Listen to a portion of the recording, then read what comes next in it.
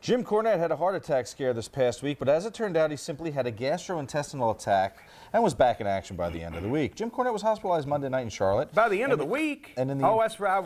Well, we were booked off 4 days, so I didn't take any time off. It's not a challenge to your manhood. I'm just saying. You're in the intensive care cardiac unit. Doctors eventually diagnosed your cause of your internal problems as acute Pepsi overdose. He apparently consumed 62 ounces of the dreaded drink in the hours before his body revolted on him. Cornette is no, my body was revolting, is what it. And it's not actually. It was never measured, actually. But here's the thing. For some time, I had been having what I now know to be heartburn at night in the hotels. But since I'd always had a cast iron stomach and I'd never had that problem, I didn't know what heartburn was. So I was drinking more cold drinks to fuck it because I was always thirsty and blah, blah, blah. And I was like, oh, fuck. And at the time, my drink of choice was Pepsi. So we do Marietta, Georgia TV, where I did color on a couple of matches. Stan was there, and I don't even know why, because they didn't use, I don't think, the midnight that night. But anyway,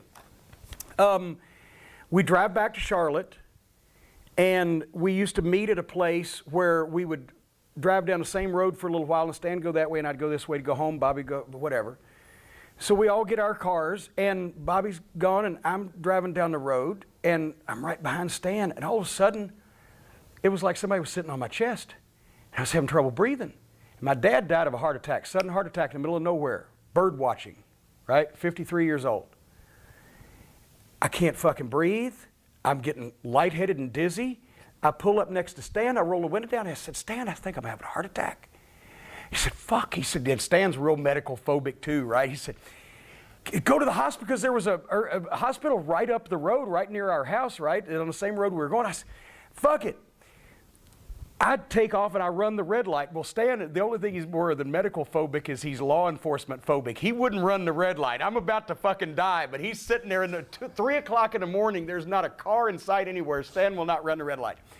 So I go to the fucking hospital, and when he gets there, I'd actually pulled in sideways right in front of the emergency room, and my fucking driver door was still open, hanging open, right? And he drives in behind me. I went to the desk, and by the time that I got there, I couldn't talk, I couldn't draw a breath enough. All I could do was point to my chest, and they grabbed me and they rushed me in the fucking deal, and they're hooking me up to all this shit, and they're giving me nitroglycerin, and Stan calls my wife, and I'm a mile from my house. She comes down, and they're both out in the waiting room, and Stan's thinking the doctor's going to come back any minute and go, you know, like that, and it started subsiding.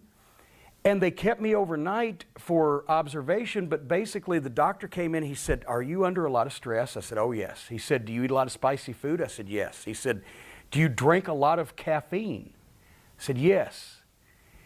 He said, you've had, it mimics a severe acid reflux, gastrointestinal thing up in your esophagus. And that's one of the things that before I realized it is fucked with my voice along with screaming in the big arenas is it eats away at your esophagus. That's back when Zantac was prescription. So he puts me on prescription Zantac, and he says, avoid all that stuff. I said, I can't. I work for fucking Jim Hurd. I can't avoid stress.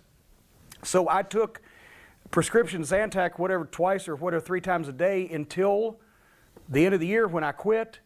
And a week later, and I never stopped. I stopped drinking the caffeine, but I never stopped eating spicy foods. And once I was out of there, I quit taking the Zantac, and the only time I had a problem with it again, it flared up in Smoky Mountain. Imagine that, stress. You know, but it was the herd disease is what it was.